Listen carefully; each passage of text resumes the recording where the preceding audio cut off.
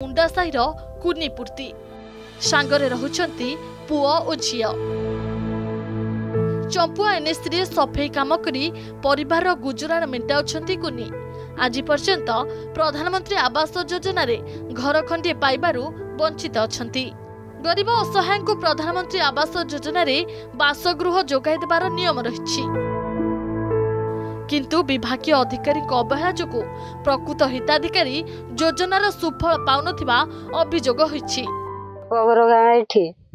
झारखंड मत बाहा देइतिले सेठी काम दाम मिलला नै बळे मु इटके आछि आ एई पाला तळे रहिछ आ कहलु जे चेयरमैन काउंसिलर केही सुनले नै आ हणी बोलले कोन करबू के तो सुनु नांती। मु एनएससी रे काम करछि 2 वर्ष लाणी लेबी के सुनु नांती। घर दरकार आ आमे सेमतिन जो माँ बापा मजूरी कुली करकिना आनिकिना दुखले या सेठी काम एनएससी रे करकिना आनिकिना दिए आ वर्षा दिन एमती रही था नाई एटनी था घर गोटे दे दो। प्रधानमंत्री आवास योजना रे घरटीए पाई एनएससी कार्यालय को दौड़ी दौड़ी निराश हेबा परे भाग्य को आदरी पड़ी रहिछंती पूरा परिवार।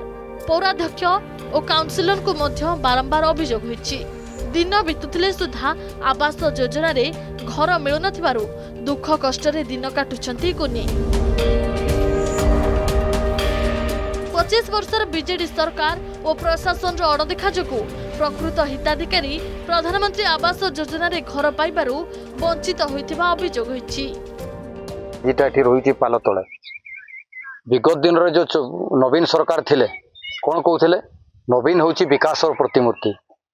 5T हेड रे से होचंती सब ओडिशा सारा आच्छादित थिले कोन हला तार जड़ाजड़ उदाहरण होछि एया पालो तळे रहिबाटा।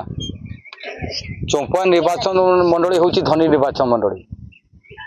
सद्य जो विधायक जीति से विगत दिन भत्ता बाबा थिले आ वर्तमान भी जीति केमती खणी खादान को हाथेबे किंतु अर्थ नहीं। से डीएमएफ टंका हो कि सरकारी अर्थ हो या गोटे कौन प्रधानमंत्री आवास हो कि बिजु पक्का घर हो किसी अच्छी कि दुखर कथा 20 वर्ष लानी माने पालो जोरी भितर आमर छुआटा रोचे यार पे अर्थ सांक्शन करके बिजु पक्का घर हो कि प्रधानमंत्री आवास योजना हो जो योजना होची घरटा तुरंत या देवार व्यवस्था करा जाओ। विलंब हेले मध्य प्रधानमंत्री आवास योजना रे कुनी को घर मिलिले से निज पिला मान को नेई भलरे चली पारंते।